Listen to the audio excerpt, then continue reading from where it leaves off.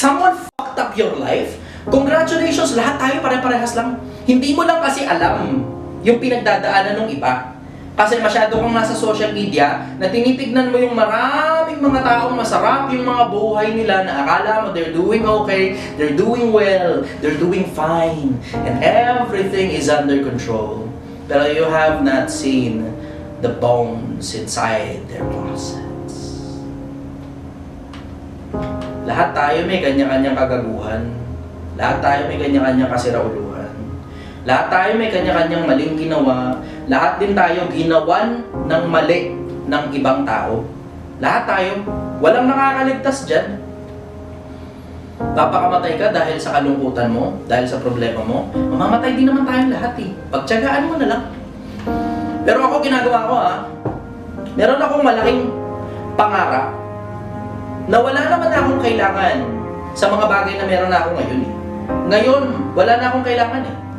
Pero meron kasi akong gustong marating. Gusto, hindi kailangan. Meron akong gustong marating. Yung gusto kong marating, it keeps me alive.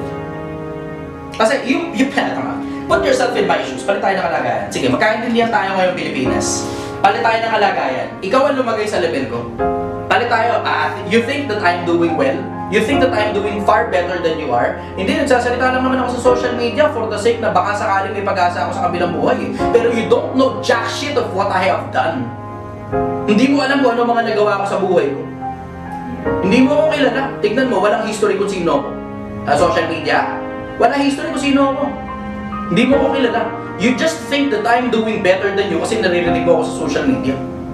Pero talking about depressed, pare-parehas lang naman tayo eh. Sino ba hindi? Diba? Sino hindi malungkot? Sige. Na oo, every now and then sumasaya ka. Pero sino hindi malungkot sa atin?